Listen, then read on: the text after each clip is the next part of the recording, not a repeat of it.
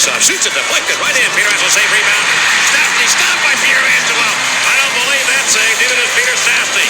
He can't believe the save that Pietrangelo just made on him as Frankie Sparkman on that maneuver there to stop and rob Peter Stastny. He should get 5 to 10 for that.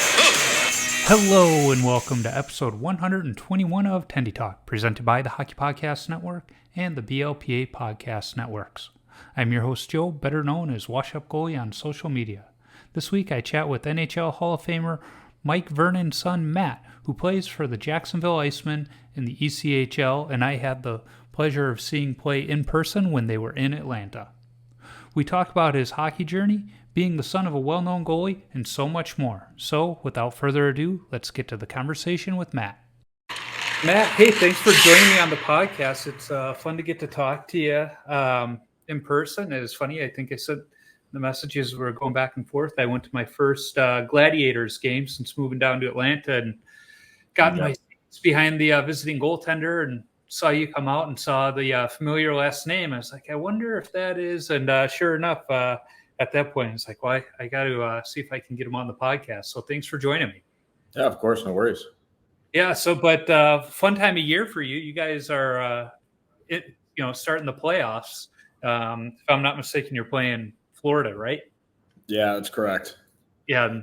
I'm guessing that they're going to be a tough team because they won recently. So, they're just built as a good playoff team, and they always get a few guys at the end of the year, from what I've heard, that can really elevate their play. We've been fortunate this year. We've done really well against them, but series tied 2-2 right now. So, 1-1. So we'll see how it goes. We got to go play 3 in Florida, so hopefully we can come out with at least 2. Well, hopefully you can keep your teammates away from the Lani Kai, because I know that's a place that causes a lot of trouble for players. Oh no! With our group, we should have no issue there. Yeah, it's crazy what Fort Myers Beach looks like since the hurricane hit. I was there before it hit, and it was a nice little vacation town. But God, was it devastated! So it's nice that they have, spring training baseball, the Everblades, and some of these other I'll say distractions a little bit further inland from the island beach community, so that there is that. Yeah. I honestly, I didn't even really know much about what happened there and stuff. So, but things seem pretty undisturbed where we are, and we don't really venture too far out when we're on the road there. So, yeah, I mean, when you guys get to town, it's really, you get to town, get some rest, go to the rink, maybe trip, grab food. That's it. Yeah, it's a business trip. There's like a nice little mall, like strip mall with a bunch of outlets nearby that we go to for a meal sometimes, or there's a few surrounding little areas, but not much else to do within that small little area. Obviously nobody has cars, so not venturing out too much. That's the thing with Florida, and I'll say Arizona too, is some of the best restaurants are just in these little strip malls. It's like you wouldn't expect them to be good, and it's just some of the best restaurants are right there in a strip mall. Yeah, no, there's a hibachi place there that we do. It's pretty good, honestly. It's not bad, so it helps. So I want to go back to the beginning, like I do with most goalies. For those that haven't made the connection, your dad is known by other goalies. He played a couple games in the NHL, won a few things like the Stanley Cup once or twice. So I'm guessing that kind of influenced you getting into hockey, but at the end of the day, you were 4 years old when you retired. So, it's not like some of these guys where they grow up watching dad play. He was pretty well out of the game by the time you were formative ages, so how did you kind of come around to this is what I want to do? I mean, at that age, like growing up in Calgary, in Canada, everybody pretty much plays hockey. So me and my buddies played. My dad didn't really have much of an influence on the startup of it, I guess. But he unintentionally had an influence on me becoming a goalie because, when you're at the young age starting hockey, everybody kind of rotates through being a goalie. And nobody on the team, including myself, really wanted to play the position. But everybody's like, oh, your dad played. You'll be good. You should go play. So I kind of just got shoved into it by my buddies and eventually learned to love it. Now, did he give you the old CCM with the combo mask too, or? I did use a player bucket until I was like 12, so kind of. At the USA Hockey side of things, in their goalie initiative, they say catch a puck, catch the bug. Was that kind of it? They push you into the net, but once you started playing, were you like, yeah, this is for me?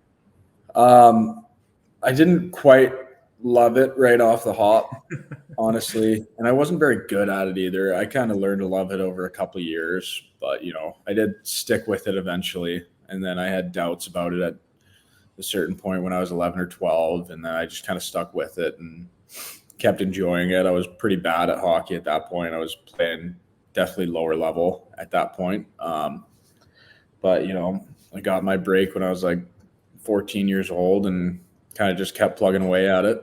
And here I am now still enjoying it. I'm very fortunate for that. No, you said you were bad, but then you got your break. What was that break that kind of gave you that motivation to get better and succeed? In minor hockey, in Calgary, there's, so many levels, so many kids play, there's, I think there's like AAA, then AA, and then there's teams like division like 1 through, I don't know, honestly, I think it was 8 or 9 at that point. Like so many kids at that age of 13, 14 playing hockey in Canada.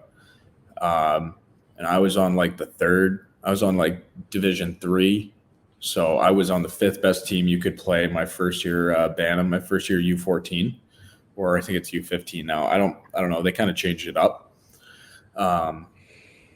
And luckily I had a good year and a good off season and grew a decent amount and was able to make a AA team that next year. So being able to get into the AA or AAA level is huge moving forward with if you want to try and take it far past minor hockey. So I was able to get in eventually, and then I kind of stayed in for the rest of my minor hockey career. Well, and you say you got that break, and just a few years later, you're playing junior hockey, and you come to the States for junior hockey. So clearly it was a good break, but getting the break is one thing, but putting in the time, the effort, to get better and study the game is part of it too.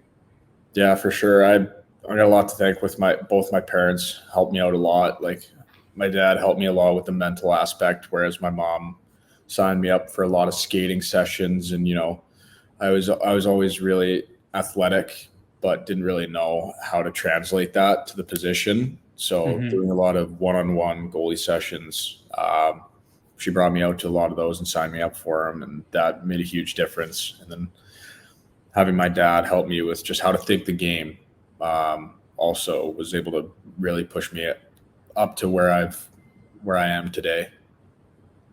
No, I've had some other goalies on whose dads have played in the NHL, Connor Beaupre, Dane Belfour. And I asked him this question: How much did your dad work with you in terms of style and playing in the net? Because I know for some of the other ones, dad's kind of hands off, kind of like, what, I want him to be his own goalie. That's how my dad was too.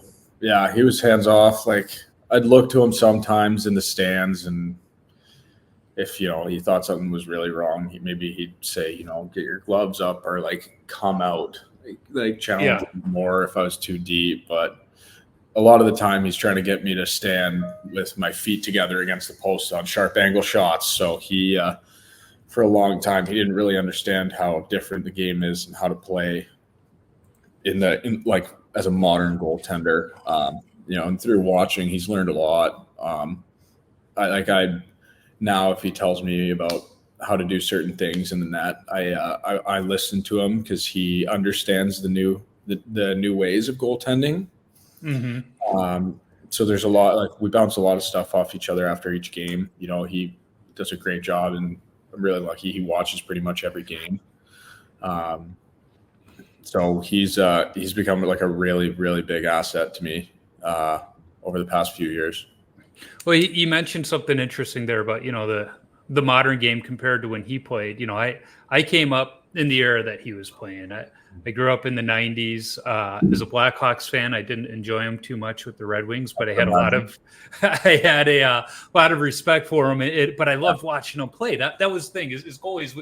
We appreciate watching other goalies play, whether or not they're on the team we cheer for or not. And I thought his helmet was probably the best Wings helmet out there. But he's was a little more of that 90s style. And you're coming up in what I'll call the modern style. That had to have led to some interesting conversations too, of like, why are you doing that? Yeah. And honestly, like even still, like he caught the start of the butterfly goaltending, like he did get a bit of it, but even still at that point, guys are doing different techniques for a lot of stuff. Like it's to me, the biggest difference is all in the post play. It's right. It's all the stuff against the post, and top of that, it's how far they challenge out. But he's a shorter goaltender, so he kind of even if he was able to play in today's game, which if you ask him, he'd say he wouldn't be able to. He'd still have to be challenging out almost pretty close as far as he used to a lot of the time. Yep. Maybe not in the 80s, but I think he adapted pretty well come the 90s. So when he was with Detroit. Yeah, not coming out to the hash marks on some of the shots like we saw in the 80s. Pretty much. That is something that bugs me with the modern game, where they're like, well, short goalies, they can't play the game. And I'm like, the hell they can't. They just play it a little bit different. They play a different depth than, the 6'7" fella up there in Philly.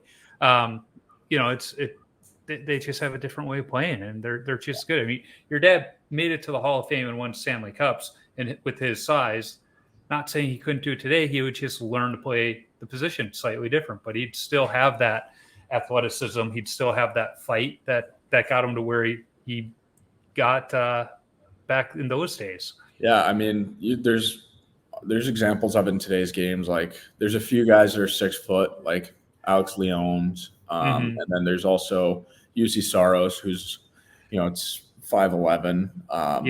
He's about the same height as me, and I try to play a similar game to him. But watching like that, like it is possible, and it's possible to be a great goaltender in the league at that height too. Yeah.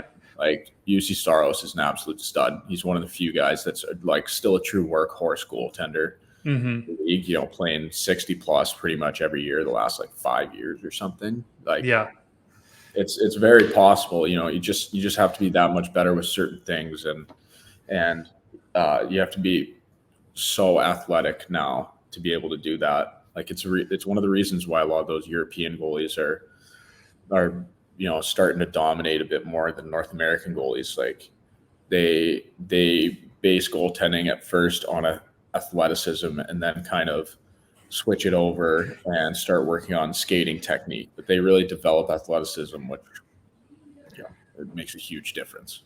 Yeah, it's interesting you say that. Listening to the In Goal podcast, they've talked about that with some of those European, primarily the Russian goalies, where they don't have goalie coaches at a young age, very much like when I was coming up.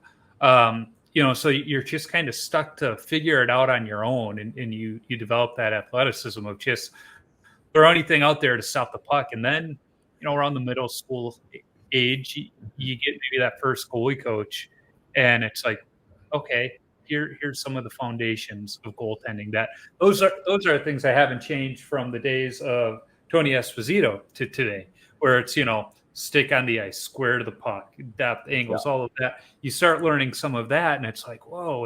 And I think that's why, when we do look at goalies from the 70s, 80s, 90s, you could tell them apart by their stance. It's like a kid out on the sandlot doing all of the different baseball batting stances. That's how it was with us goalies. We would do, the Eddie Belfour, the big wide stance, the Felix Potvin with the glove turned in, or the Kelly Rudy, legs together, gloves high. Every goalie is different. Now you look at a lot of goalies and in their stance, if you just saw a silhouette, a lot of them look the same, except for some of those Russian goalies and some of those European goalies because they learned a little bit different. So it's interesting you say that because it's something we're seeing, but I think it's also beckoning back to the way goaltending used to be too, and that it's not like we had goalie coaches at the mite levels like some kids do today. I was lucky that we had one in our youth league, the one goalie coach, Darren McCluskey. He had finished playing in the ECHL and blew out his knee and just wanted to start goalie coaching. So he came to our association and said, hey, if you guys can provide me the ice once a month, I'll do a clinic once a month for your goalies. And that was the start of goalie coaching for me, but it was great because it taught me the foundations. Now, he was still teaching skate saves. He was still teaching pad stacks and poke checks, which is why in my last game I had a great pad stack and a great poke check, but I'm not doing skate saves anymore. There's, but he was just teaching those foundations. And then as we got older and kept going to his camp, as it evolved, then things matured as well. Goaltending in its evolution is fascinating, and how some of the stuff is coming back around too. I mean, we're seeing that poke check, that active poke check come back. We're seeing some of the older save selections make a return. The pad stack is still my favorite. Yeah, seeing some of those happen every now and then is pretty rare. It's pretty cool. I would never even attempt that. I mean, poke checks make sense to me though, Yeah. Like if you see a guy in a compromised position, like have the puck in a bad spot where you can get it and he won't do anything. He won't even be able to get a shot off. Like you go for that. Yeah, I had one in my last. It's different because you're honestly it feels like you're putting yourself in a compromised position to try and make a save that looks prettier. Whereas I feel like you have a better chance of staying, upright. Yeah, it's a desperation save, and that's the thing is it was always taught to us is it's a desperation save. It's either you're throwing those legs out there to try and stop the puck, otherwise it's going in the net. You shouldn't be using it on the regular is what we were taught. But the poke check, it's reading the play and understanding when to use it and when not to use it. I primarily use it if guys coming on a breakaway from my glove side. My last game, there was a breakaway, and it's a guy that we've been going back and forth all season, just kind of, some games he's got me, other games I got him, and he's coming, and he cut higher than he normally did. So I was like, okay, I'm going to go for the poke check this time. And just a textbook, got it out there and stopped him. He kept, I covered it up and he came back. He's like, how did you do that? It's like magic. That's how. It's just, I read the play, but that's also, I was fortunate enough where I knew that player well enough that I knew some of his tendencies, and I saw he was higher than normal. And he's a hell of a hockey player, in that when he gets a breakaway, he likes to come in, but he'll put the brakes on because he's got a wide wingspan, so he can get it on either side if he needs to, whichever way momentum pulls me. And it's like, nope, not letting it happen on this one. So I threw out the poke check, but I find I'm more effective when they're coming from my glove side, because whatever reason with the backhand of the stick, it's always easier. Yes. And the forehand, like with the backhand of a stick, you can poke it and it for sure will go that direction. Whereas if you're going with your forehand, it can kind of ramp up your stick and come in still. And then, in the 5-hole. So it's not exactly great. So to get us back on track, you get a break playing minor hockey, but then you make it into junior hockey, and eventually you make it down into the States, playing in the NAL. And that seems to have worked out quite well for you. Getting down there, we're playing two years in South Dakota. Yeah, I loved it there. Good coaching staff, great team. We were really successful there. So, and always think fondly of my time there. And I mean that second year there, I mean, you played 52 games, which that's a lot of hockey at a high level at that age. 52 of 60, and then we won the championship too. So, I played like 67 games that year. Yeah, that's even at the pro level, not a lot of guys are playing that many games in 1 year. So that's impressive at that age level. Yeah, it felt good. And that clearly caught some eyes, because from there you went out to Colorado College. Aside from it being a beautiful campus in the mountains, what drew you to Colorado College? I'm going to guess you had other offers. Not offers that were giving money, I'll say that. I had other good teams reaching out, but it's all about opportunity to play. So you go where you have the opportunity to play. That was my best opportunity to play, and talking with the coaching staff there at the time, they really enjoyed me. They wanted me to come in and, be the guy. So came in and gave it my best shot and did pretty good.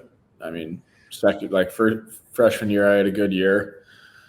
We lost a couple of defensemen the second half of the year, and the NCHC is such a tough division. We really paid for it. Second year was a COVID year. Our team got shut down 3 or 4 times during the season, and I couldn't stand being off the ice for 10 days and then having to play a game 5 days later. I couldn't deal with it. So I really struggled, and it took me a long time to really get back to where I felt confident. And when I did, we had one of the best goalies in college hockey, Caden Barrico there. He gave me an opportunity to split with him for a bit, and then I had one great game, got the opportunity to go back-to-back, didn't do so well, and he came in and pretty much ran away with it. I got in a few more games. They started me 3 or 4 more after that, and there's a couple times where he got hurt during a game. So I got to 12, 14 games or whatever it was, but which isn't a ton, but I was playing well. So, well, that's probably the one drawback to college hockey in the States is they only play twice a week. They play on the weekends. So you typically have that one workhorse that's going to play most of the games, because they'll play a back-to-back, but they have time to recover after that. So when a guy gets that chance and he shines, it's like, well, more power to him, but man, it's at my expense. If he's going to win, if he's going to win and do the right thing, all the power to him. Take the reins and go. Yep, exactly. Now you spent 4 years at CC, so obviously you're going to class the whole time. What was your major while you were there? I was in economics. I got a degree in economics. Wonderful. And that's not an easy degree either. A lot of math, a lot of numbers. It's not, so there was no general business degree or anything like that at that time. So I did go economics. It's closer. I always enjoyed math. I like looking at problems that only have one answer, not, how you have to interpret whatever, like in English and social studies and stuff. I always struggled in grade school. So I don't know. I enjoyed it. It was a good major. And when I'm done with hockey, I plan to use it. So. Yeah, well, and that's the great thing about going the college route, in my opinion, is it sets you up for that post-hockey life, whether you have a 1-year career or a 20-year career. There's still going to be life after hockey, and you're still going to be young. So getting that degree, I think, is huge, and it's nice to see more players going through the college ranks. Yeah, my dad was pretty adamant I'd go that route, even if I was good when I was young and was a prospect to go the major junior route. I think he would have been pretty adamantly against it, just because he knows, like, he had a long, successful professional career, and even still, it's like kind of struggle a bit after, because you're unsure about what to do. All you ever know is hockey, whereas going the college route, sets you up better for your future after hockey, which is going to be, 40, 50, 60 years. Yeah. So. Well, I mean, look at your dad's hockey career, and for you, it's looking at it on video and tape, and that tells you how long, life is. He had a whole hockey life before you, essentially. So yeah, it's setting you up for that life after. And the guys on Spit and Chicklets, they talk about it all the time. It's really hard for a lot of guys when that hockey career is over. It's like, what do I do? Well, I've focused on playing hockey so much, and that's where I think the college athlete, the student athlete, comes in, because it puts that emphasis on student. Depending on the school, there's some where they're like, all right, let's just figure out how to keep you eligible. But for the most part, they put that emphasis on the student. That's obviously also really up to the player himself. Like, that went to good schools that, were, just trying to stay eligible, versus, certain guys that really want to be an academic weapon. Like, they really want to get a good GPA and set themselves up for after school.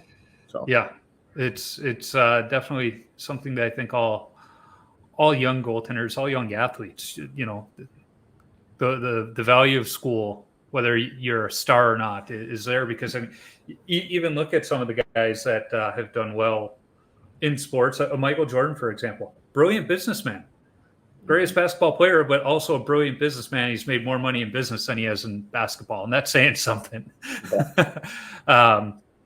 So moving on, you're finishing up at CC, and then that ends, and you spend a short cup of tea in Reading, and then this year in Jacksonville. What was that landscape for you as the college door was going to be closing, and you're trying to continue your hockey career? I had some offers to grad transfer, actually, because of COVID. We got the extra year of eligibility. But I mean, I talked to my agent, and it's kind of like, no matter how successful I would have been, like, deals kind of would have been still the same. Like, I'd be still as a shorter goaltender, I'd be looking at, a coast deal pretty much, maybe an AHL deal. So I can either go and try to start making money and try and start building that pro resume to get to the point where I can really start making money, or I can, further my education a bit, which I could always go do in Europe and play. I know there's a lot of leagues that'll pay for your education as well as provide you with a salary while you're there. So I kind of decided to roll the dice a bit on it. And this is where I ended up. Reading was really the only team that was looking for a goalie at that point. Went and joined there. They had plenty of goalies that were hurt. So by the end of the year, I wasn't even a thought to them at that point. They had plenty of guys. And then after that, my agent just basically told me, hey, you're going to sign with Jacksonville. I was like, oh, sure. We'll see how that goes. It's like, yeah, you're actually going to like it. It's the best situation I have, an opportunity to basically split time with somebody throughout the year. And, you can see where you can take it from there. And, things have gone really well for me. Hauser's been injured a bit and called up for a little while now too. He got injured up in the A, unfortunately. That really sucked for him.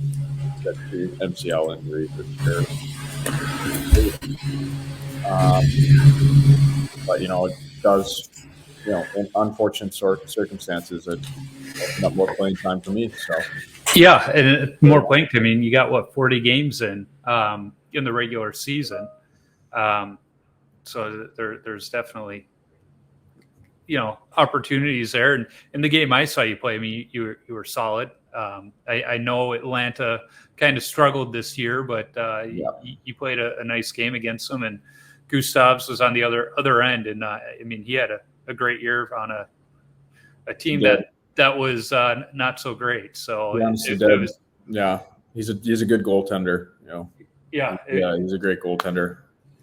It was a good goalie battle that night, and it was fun because my dad was in town, and he used to have Blackhawks season tickets. He had Chicago Wolves season tickets, and we were going to the game, and I was talking to Gustavs about this, and I said, my dad asked, what's the difference between, he said, I know the difference between the NHL and the AHL. What's the difference between the AHL and the ECHL? And my honest assessment was, he said, the crispness of the passes. I said, they can all skate, they can all shoot, they all have hockey senses. How good are their passes? And My dad went, okay. And then after the game, he goes, yep, that was about right. And Gustav's agreed with me. I don't know what your thoughts are on it, but to me, that's the only real difference between the different levels. Yeah, I haven't really played at that next level yet. I've heard from another goaltender that everybody's always in the right position, whether it's offensively or defensively. That's another thing. Positioning is just that much better. It's a bit more chaos in the coast. So in our division though, like it's a much more structured division in the South than other ones. And even playing that brief stint in Reading versus here, like I can tell you that that's definitely the truth. So but it's interesting. It's been good. Excited to keep going here and hopefully, next year maybe get a shot at the next level as well. Yeah, and I know it's too early to ask, how conversations are going there because they're just trying to get through the playoffs now before any of those conversations happen. And then there's the draft and, how their players are slotted and then free agency. So it's a pretty long ways away. But I think it's looking pretty good so far. Yeah. Well, it's and the thing about the coast is it's not the coast of even 5 years ago. It's a true bona fide league these days. You still get the fights, but the NHL is, I think, turns the corner and they see it as a true stepping stone. There's only so many roster spots available on their AHL clubs that you're seeing more development happen in the ECHL. So you see more guys from the ECHL eventually make it, especially goaltenders. You only get 2 spots per team. So like they'll say if, instead of having a guy back up in the A, they'd rather send them down to the coast to start. Yep. So it's kind of that's how the development model is nowadays. They're trying to really do that, especially in the goalie position. But, even with forwards and stuff, we play against NHL contracted guys pretty much every night. Yeah. I was almost surprised that the Blackhawks didn't send either Stauber or Comesso down to the ECHL just so that they could both be playing all the time. If they're both splitting, then sometimes it works out pretty well. Especially if they're clearly at that level. I think splitting is fine. Yeah. But if there's one guy you see as clearly better, you'd rather send the lower ranked guy down. Like if it's not going to be a perfect 50-50 split, just to me, you should send a guy down. You talk about those 50-50 splits. Boston, they've been going with it with Ullmark and Swayman for the whole season. They were talking about it this week in goal, and how they deviated from it in the playoffs, and they got critics jumped on them because it didn't work out for them by hot hand, which is typically what you see in the playoffs. But it's been interesting to see that switch from just choosing your workhorse. I talked to a guy like Grant Fuhrer who missed 1-2 games in an entire season, and that was because he was hurt. Otherwise, he would have played. Let's have even a 60-40 split, not even a 50-50. Just that transition, how fast that's happened at the NHL level and seeing that trickle down now has been really interesting.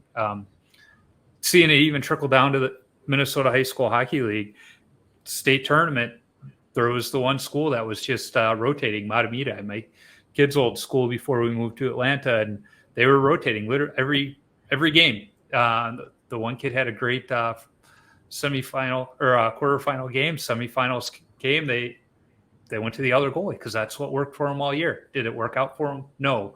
But the coach, he just said that. He was like, hey, this is what we've done. This is what's worked for us. And we just played a better team that night. It wasn't the goaltending. Yeah. I understand it.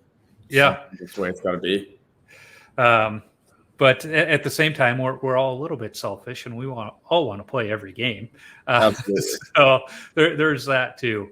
I do like those 50-50 splits and what we've started to see with the way the goalie tandems get along. The Swayman Ullmark hug has become famous. But there were times where you look at the pro ranks and the first string and the backup goalie didn't always get along. It hasn't always been like that. So if anything, it helps that relationship too.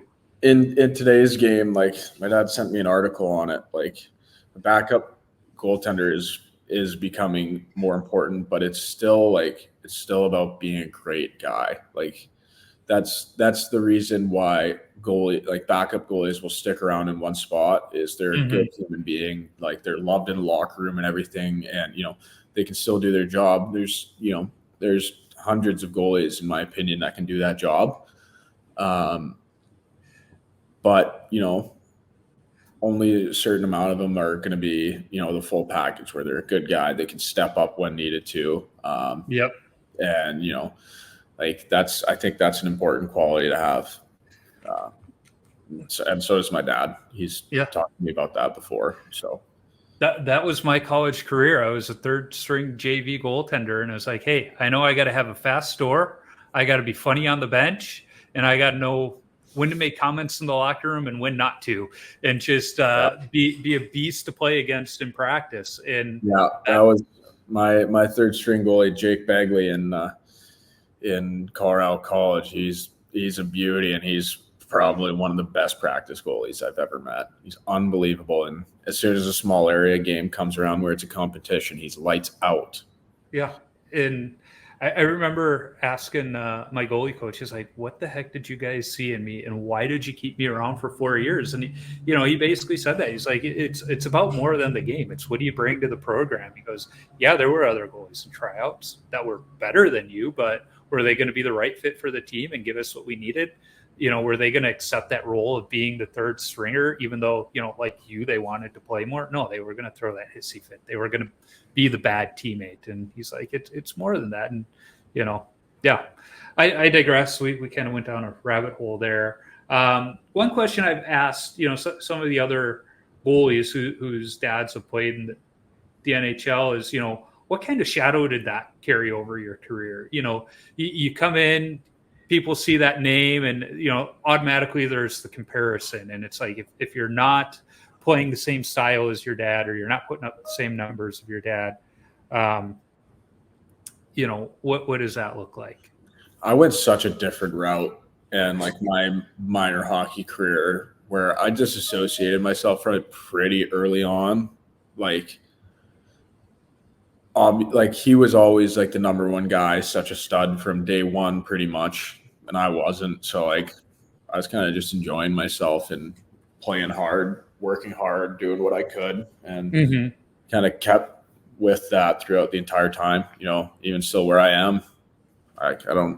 Nobody ever really gives me anything for it except for the odd fan. And it's like, okay, you're chirping about me not being as good as my Hall of Fame dad, who I think won his first Stanley Cup at my age. Like he's still in the Hall of Fame. You're still paying to watch me play.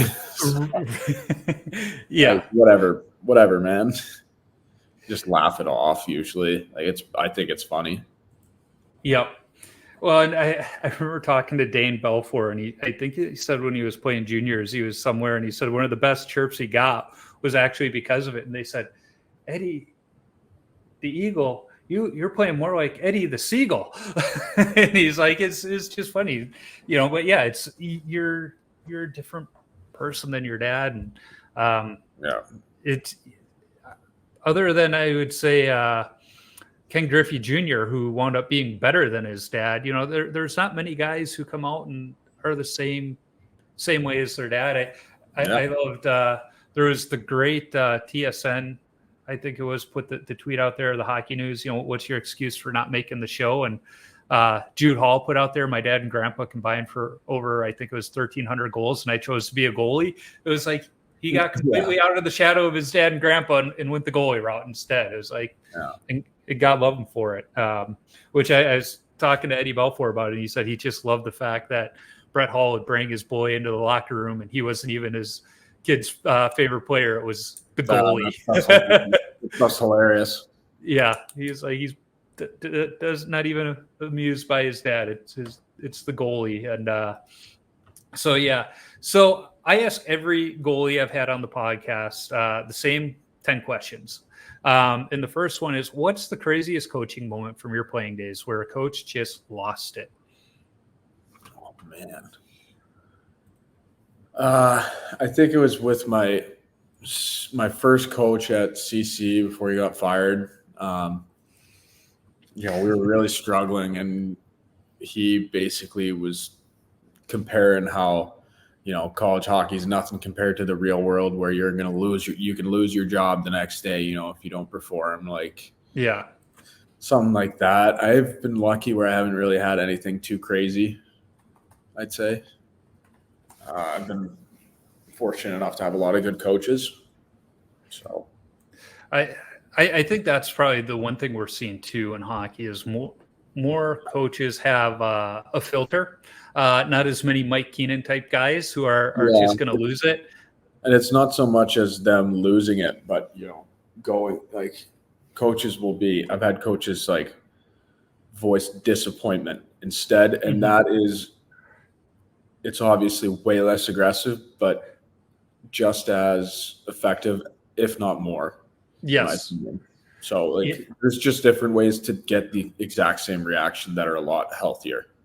Yeah. I remember my college coach, Don Olson, he had his psychology degree from Harvard. Mm-hmm. So when you talk about expressing disappointment, he was very skilled in expressing that without being mean or anything else. It was just, he had a way with words because of that background of his. And it was like, my second coach in CC, Chris Mayotte, he had a psychology degree from Union. Yeah, one of my teammates said, they're like, Coach O would call you into his office to ask you about one thing, and you leave an hour later having apologized for everything you've done wrong in life. So what is your favorite all-time goalie mask? Honestly, I think I really like my dad's Florida Panthers mask that he had. That mask is unbelievable, and it got stolen from him. Really? Yeah, the equipment manager stole it and sold it off. Oh. And that also happened with his San Jose mask, but I think we actually found the collector who has it, and we're going to try and get it back. I know my parents aren't very, they don't really care as much as they should, but last I checked, we're really going to try and press to get it back. Because obviously us, especially me being born in San Jose. Yeah. He has four big masks in his career that he should have. And there's 4 of us siblings. So, I think it's just it's the best way to showcase his legacy at home. Well, is the big thing. If we can, all have a piece of that at the end of the day when we're 60, 70 years old, that would be awesome. But even if not, just the setup you have there in the back, 4 masks set up in the office like that, I think it's great. Yeah. Well, and I mean, you talk about your dad's mask. He kind of had the 4 main ones. I mean, I forget how sweet that Calgary one was. I mean, again, it's an iconic one that, I haven't seen many Calgary masks that were better, but it was just that simple 90s style where you could be sitting in the 300 level and make out what it was. And that's what I loved about his Wings one too. It was just simple. Took the team logo and it was beautifully done. Yeah, no, it was awesome. It's funny though. We talked about his CCM mask that he had, the player bucket. Yeah. And we were wondering why he never kept it and whatnot. And he's like, yeah, that thing was disgusting. I think it was growing old. It stunk. That thing was just a piece of garbage by the time he was done with it. So we weren't going to do anything about it. And yeah, usually we're I know my mom usually is why do you give away this gear, this piece of gear, this and that? Because he's done quite a bit of that throughout the ages. But no, she was like, all right, yeah, that's fair enough. I think she understood with that one.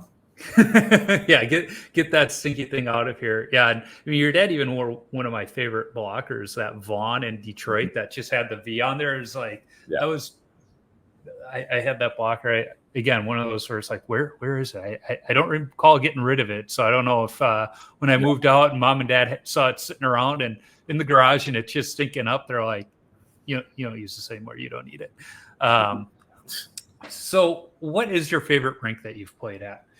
Favorite rink? Yeah. I mean, we played at, is it Ball Arena? What's the rink in Denver? The NHL rink. It was at one time the Pepsi Center. I'm showing my age when I call it that. Honestly, I think it's Ball Arena, but I don't really remember. I could be so wrong about that, but that's got to be one of the coolest experiences. Or one of the buildings that we visited consistently that I really liked was North Dakota. Obviously, unbelievable rink. The Ralph. Yeah, the Ralph Engelstad is just unbelievable. And then another sneaky one I really liked was Princeton's rink and Northeastern's rink. Played a couple games in those two rinks. I really enjoyed Princeton's. It's just so old school, classic college hockey. Same with the Dog Pound for Northeastern. They're pretty sweet buildings. That's what I've loved about ESPN Plus is being able to see, those hockey games from all over the country, men's and women's, and just see some of those barns. It's like, they're awesome. On one level, it's like, yeah, the Ralph is the Mecca, but some of these other ones just have so much character and history. Even in Minnesota at Mariucci Arena, even though they continue to update it and everything, it still has some of that character that just can't be replicated in a new building. No, exactly. So what is your favorite stick that you've used?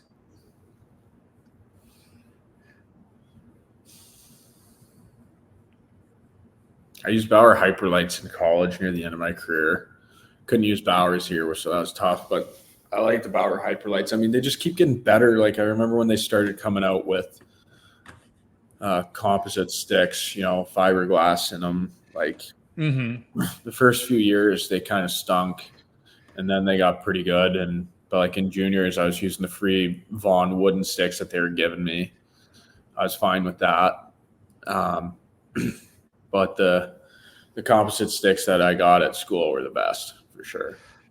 I still have one of those Vaughn sticks, but I'm still a foam core holdout, so I'm using a Colin Delia Pro Return right now. I mean, they feel so good. Like the new composite sticks, like you don't tell any difference except for the fact that they're light now. Like the shock absorption that they've finally put into them over the last 5-10 years, like the technology in them makes such a big difference. Yeah, I haven't made the jump to a composite stick yet, just because I think it's absurd, the price. But I know it's going to happen. Yeah, it is. I mean, you can still get lower end ones that are pretty good. Yeah, and with a reasonable price. With sites like Pro Stock Hockey, and there's a couple other ones where you can get some of the Pro Returns at a better price, and even buying last year's model, it's crazy in that they'll just knock $100 off because it's last year's model and really nothing's changed on it. Some of them, they like Bauer's twigs are pretty different year to year because they have like the Vapor line or whatever it is now, and then the Supreme line, whatever it is now. So like they're kind of like they're pretty different sticks. I know for like, at least for players, like the flex points are really different. So it does matter which kind of one you use. Like one year you'll be using a year-old stick, and then the next year you'll have to get a brand new. Kind of how it goes. Like every 2 years they update the same stick that you had. Yeah. Like that. Yeah, I work in marketing, so I know half the time it's just make the same stick but give it a different look so people will pay more. Yeah. That's what it is. And then you'll get a guy. They'll change up something superficial like the grip. Yeah. That's it. Then you'll get a guy like Jonathan Quick where what did I hear? He's still in like a V2, V3 Vaughn pad. They just put the new look on it, but it's still the same old pad he's been using for over a decade. I feel like I don't know, those pads are too square. Like they're still rounded out quite a bit. But I wouldn't be surprised if he's in like a V7. Yeah. Yeah. I'm in a V9. V7. Yeah. I love my Vaughns. I've been a Vaughn guy for the longest time. Yeah. So and when I bought my last set 2 years ago, I'm like, I know this is going to be the set that is the last one I buy because they're so well made. So I was like, let's just go with what works for me. I tried on some CCM Axis pads, and I felt like I had a 2x4 strapped to my legs after wearing Vaughns for so long. It's an adjustment. Yeah, although I wore my old Legacies that I bought in 1999 with 8 leather buckles on each pad up until 2 years ago. So the modern pad, I was like, well, how is this going to affect my play? But I really love the knee cradles.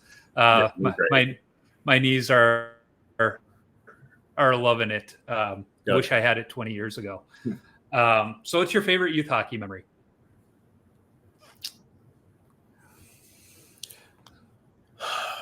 I mean, the most memorable is probably U17 AA winning a provincial championship. That was a ton of fun. We were a good team. You know, I actually played against one of the guys from that team. You know, you don't see a lot of AA U18 players making it to pro, but one of the guys on that team I played against, he was with Greenville for a bit, and I think he's up in the A now. His name's Colton Young. So, you know, that was a pretty special time then. Yeah, that's awesome. So the next question, this one always has some interesting responses.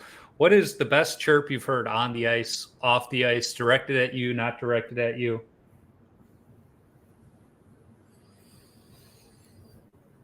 Oh, man, I find I don't really hear a ton of that. You know, just being with my helmet.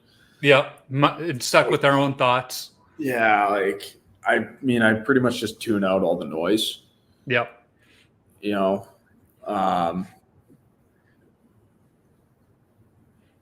just like some stuff from the bench that's as much of a joke as it is, you know, a chirp. Like, yeah. Like saying guys have better. I've seen better hands on an analog clock. Like, what are you doing? Looks like you got cinder blocks for boots, kind of thing. You know, I always get a good chuckle out of it. Nothing too crazy that I can think of. I'm kind of like you that when I'm in the net, I really don't hear the other stuff going on. But once we're in the locker room, the chirps of, you know, back and forth amongst the, you know, teammates is always amusing. I did have a good one. I think it was last game or 2 games ago. The ref just, it wasn't even a slow whistle. It was to the point where like the other team just even stopped because they're like, you've got it, and comes and gets the puck. And I looked at him and go, Ray Charles had a faster whistle than you on that one. And he's just like, Jesus Christ. He's like, that's not even funny. That's just mean. So what is the worst post-game beverage? Worst post-game beverage? I usually ask what's the worst post-game beer, but you've been playing juniors in college and now pro, and they usually don't have that in the locker room. So what's the worst post-game beverage? No, they have beers in the locker room sometimes. After the right win and the right occasion. Yeah. Oh man, I got a guy who hammers like Cokes on my team. You know, that's probably got to be it. Yeah. I always said the worst post-game beverage is a warm beer. That makes sense. That's about it. Although anything warm after a game, like no. Yeah, it's just something ice cold is what you need. So this is a question that's been pretty polarizing. When you tape your stick, do you go heel to toe or toe to heel? I mean, technically I go heel to toe. I put one single like piece of tape all the way along the heel from the toe all the way up, just one long stripe piece of tape. So like technically I start toe to heel, but then I go heel to toe. Same. That's exactly how I tape my stick It's too. like, I mean, it's just easier with the toe because I tape over my toe. The vast majority go heel to toe, but there's a very few that go toe to heel. And it makes sense for players because like just the grain of the tape will be different. But like, I mean, it doesn't matter for us. yeah, I was talking to Wild Ebug Connor Beaupre, and he loves to play the puck. So to him, he goes toe to heel for that reason. I mean, I like to play the puck too, but I haven't even really tried it the other way around. Like, I don't think I'd notice a difference. I'm not very good at playing the puck, and even if I was, my shot, it's not going to affect my shot any, So, but I also grew up in a time of wooden sticks where you had to, part of it is some of these goalies don't even tape their heel anymore. So it doesn't really matter. But growing up, we had to because of that wood would just absorb all that water, and it was almost to seal the stick that you had to do it that way. So if you're going to mess up your tape job, that's what was going to happen. So let's get the mistake out of the way early on instead of right at the end when you've used a whole roll of tape. So what is your favorite number to wear and why? I mean, I've always been wearing number 30, but I think I wanted to. I remember my first year, somebody was already wearing it, but I wanted to wear number 29. Yep. Like, I know my dad's been 29, 30. He's even at 31, actually, for a brief amount of time. But so, like, I know my dad wore 29 when he was in San Jose. Yep. Born there. I liked number 29. It's probably my favorite number. It's a good goalie number too that I think is underrated with today's youth. That 29 number. So the last question, always my favorite one. What advice do you have for young goalies? Don't focus so much on just goaltending. Go throw a ball. Play some baseball. Do a bunch of other activities. Like, be athletic. Don't just focus on being a goaltender. I know it's hard once you get to that 13, 14, 15-year-old range, but if you're not at the age where you're going to be lifting weights, and I don't really think you should be lifting weights until you're about 15, like, we'll play some other sports too in the off season. Go play a low impact sport that'll help you out and give you athleticism in other ways. Maybe it's soccer, lacrosse. Don't be a goalie in lacrosse. If you're going to be a goalie, only choose one sport to be a goalie in. But just experience other types of sports. I remember when I was 16, I played rugby. I was able to hit for once, so I loved that. And just like, I don't think I've been in such good cardio shape in my life ever since then. Yeah. Rugby is such a rough sport. I love watching it on TV. It's like, geez. Fun. I think Mike or Dick Buckus was right when he talked about, football today, and part of the problem is they're so padded up that they're not scared to get hurt, that they need to go back to the leather helmet days. So they're leading with their heads. Yeah, I agree. Like, I guarantee if you take out every single piece of padding, like, not just limit it, like, take out everything, it would be completely different. Like, if you're allowing dump tackles and all that, I mean, it might be bad on guys' knees and stuff. So there might be. I wouldn't know too much about it, but I think we definitely limit concussions. Yeah, it was funny, and people kind of roasted him for it, but then when people started thinking about it, they're like, it makes sense. They led with their shoulder, not their head, when they were wearing the leather helmets. And they said, look at rugby players. They lead with their shoulders. They lead with their body, not their head. And, it's not much different with hockey. I've had this conversation with a couple of former NHL goalies of, the days like when your dad played. We felt the puck when it hit us. And it allowed for quicker hands. And that's why we, maybe played a little bit different, where today kids are so protected that when they do feel the puck, they're like, ow, this isn't right. I need something bigger and bulkier. It's like, no, it's okay to feel the puck. It helps you play the right way. Once you get if you're playing after minor hockey, you're gonna feel the puck. Yeah. You know, like if you don't feel the puck in a save, it's like, did I really save that? Like, where is it? What's going on? Like, I'll even with today's gear, I'll feel pad saves. I'll feel like pucks that hit me in the block, or I'll feel them every now and then, like in different spots in the chest protector or the pants. Like, you feeling the puck is normal. Yeah, and I'm such a weirdo. I like that feel. If you're coming out with bruises in minor hockey, then it's like, hey, like, there's an issue. Yeah, but my glove nowadays, like if I catch one in the palm, I feel it, and like I'll probably end up with a small bruise from it. Like my hand right here in my pinky has been bruised for the entire season. Yeah, I know the spot, and I can feel that save when you mention it. And it's every now and then, you know, you get the bruise on the arm or the leg, and it just comes out, and it's just really looking at my wife like, what happened? I was like, oh, I didn't even know it was there. You know, It just, but yeah, I mean, there's something to that feel of the puck, though. I mean, yeah, it might sting for a second, but it's a good sting. You'll be fine. Yeah, exactly. Pain is temporary. Chicks dig bruises, right?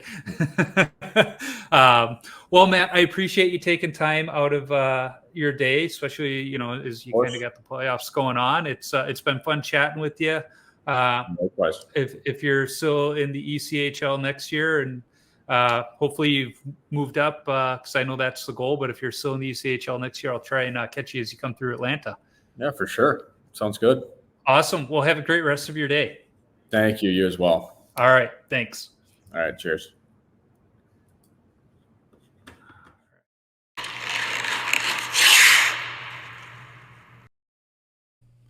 Matt was a fun goalie to talk to, and I'm glad we got a chance to connect. If he is still with the Icemen next year, I'll be sure to take in a game when they swing through Atlanta, but I'm really hoping he makes his way up into the AHL. You can find me on Instagram, Twitter, Facebook, or YouTube simply by searching for Wash Up Goalie, and I'll pop up. Visit washupgoalie.com for some great hockey-related content, my beer league hockey video highlights, and of course all podcast episodes. If you want some Wash Up Goalie or Tendy Talk apparel, be sure to visit my Threadless shop by clicking the merchandise link on the website. If you like this podcast, go listen to the BLPA Big Show. It's the OG BLPA Podcast Network show, where a couple of beer league players talk beer league hockey, draft experience, shenanigans, and exploits from around the game. Be sure to check out the full lineup of hockey-related podcasts on the Hockey Podcast Network as well. There are too many to list here, but shows like the Uncle Pucker's Devils Podcast, the Devils on the Rush Podcast, and the Islanders Never Say Die Podcast can all be found. I need to thank the band The Zambonis for allowing me to use their music on my episodes. You can download their music on iTunes or listen wherever you stream music from. I'm working on lining up other goalies to talk to. If you are a goalie or have connections to a goalie who I should talk to, shoot me an email at washupgoalie39@gmail.com or send me a DM on social media. Let's not forget, if you're a brand who wants to sponsor the show, be sure to reach out to me. I'd be happy to talk. And finally, if you like what you hear, be sure to subscribe, rate, and comment on the podcast platform you're listening on. It's a quick action on your part that helps others find Tendy Talk. So, until next time, keep your stick on the ice and your body square to the puck.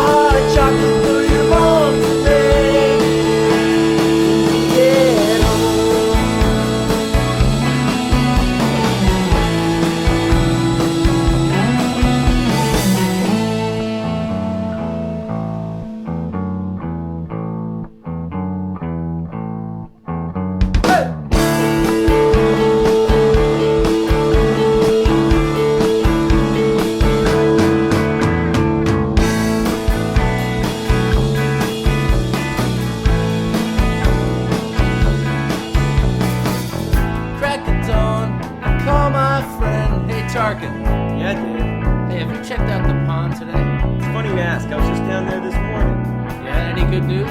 Well, Dave, the pond? Yeah? It's froze right over.